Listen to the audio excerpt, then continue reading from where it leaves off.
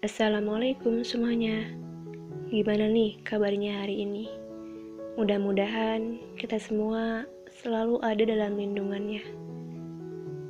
Nah, di pembahasan kali ini atau di video kali ini, aku mau mengambil tema yang mungkin teman-teman pernah mengalaminya atau pernah merasakannya. Teman-teman pernah nggak sih merasa dibanding-bandingkan, mau itu tentang sifat, kesuksesan, penampilan, skill, ataupun fisik? Secara tidak sadar, itu semua bisa membuat kita menjadi stres, merasa tidak dihargai.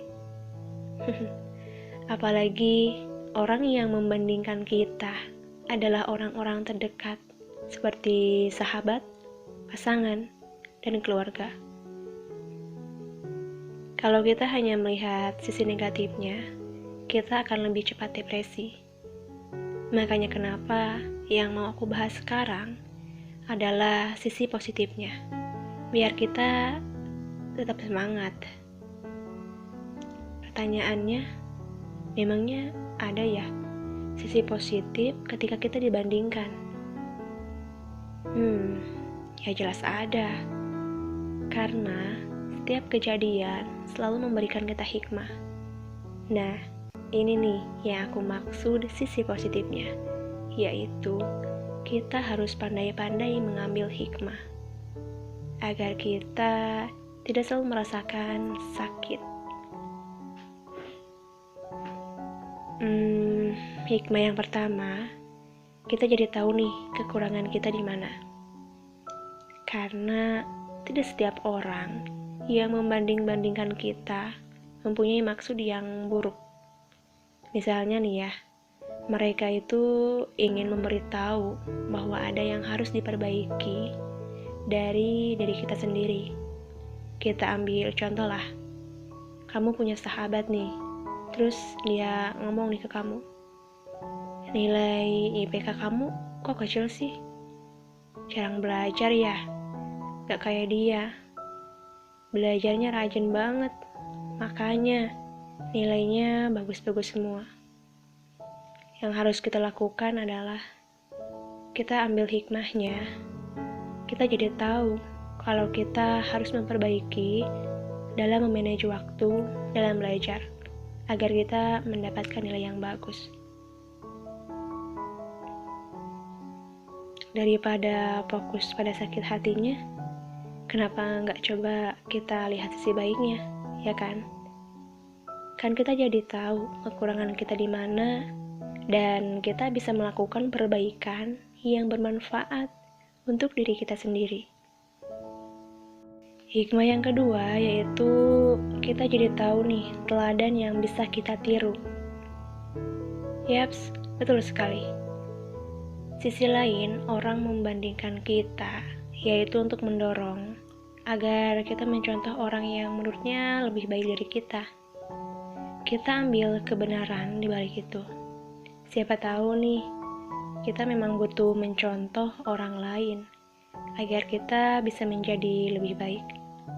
Kalau misalkan kita sambungkan dengan contoh di atas, berarti orang yang harus kita contoh adalah orang yang pandai memanage waktu, orang yang sukses, orang yang rajin belajarnya. Jangan malah mencontoh mereka yang berleha-leha, bermalas-malasan, dan tidak peduli dengan masa depannya. Kamu tidak perlu mencontoh itu. Hikmah yang ketiga yaitu menyingkirkan ego.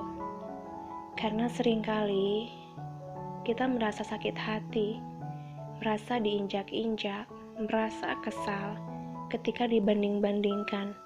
Apalagi orang yang menjadi bandingan kita tidak lebih baik dari kita.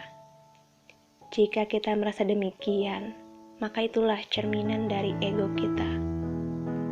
Padahal kan seharusnya kita mengakui bahwa diri kita nggak selalu baik dari orang lain. Dalam beberapa bidang misalnya, bisa jadi kan orang lain yang lebih baik dari kita. Maka, ketika kita dibanding-bandingkan dengan orang lain, justru itu bisa menampar ego kita supaya kita sadar. Kita jangan terlalu gengsi untuk mengakui kelebihan orang lain. Jangan gengsi untuk mengakui kebenaran yang orang lain lakukan. Bahkan belajar darinya. Kita akan mendapatkan manfaat kalau kita menyingkirkan gengsi kita. Hikmah yang keempat yaitu menjadi motivasi untuk sukses. Pada dasarnya, setiap kali menerima kritikan, kita bisa memilih mau menjadikan kritikan itu sebagai alasan untuk down atau justru motivasi untuk bangkit. Dibandingkan adalah salah satu bentuk kritik. Memang itu bukan bentuk kritik yang baik sih, tapi sekali lagi nih, kitalah yang harus menentukan cara menyikapinya. Daripada putus asa, jadikanlah perbandingan itu alasan untuk kita berjuang lebih keras meraih sukses.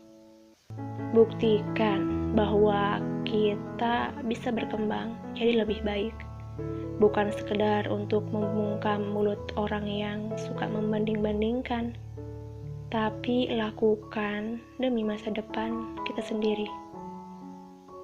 Hikmah yang terakhir yaitu kita belajar untuk tidak membanding-bandingkan orang lain, karena terkadang kita butuh diperlakukan buruk oleh orang lain sebelum akhirnya mengerti mengapa kita tidak boleh melakukan hal itu pada orang lain. Begitu pula saat dibanding-bandingkan dengan orang lain, karena sudah merasakan sakitnya, sudah merasakan kesalnya, sudah merasakan marahnya, kita jadi paham betul mengapa kita tidak boleh melakukan hal itu. Maka kita bisa menjadi sahabat, pasangan, atau keluarga yang baik. Mengkritik dengan cara yang baik. Mengkritik tidak sampai menggores hati orang lain. Nah, itulah 5 hikmah yang bisa kita tarik saat kita dibanding-bandingkan dengan orang lain. Sekali lagi ya, membanding-bandingkan orang lain bukan tindakan yang baik.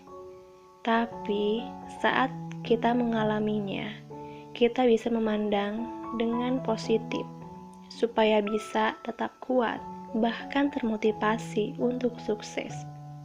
Salam sukses.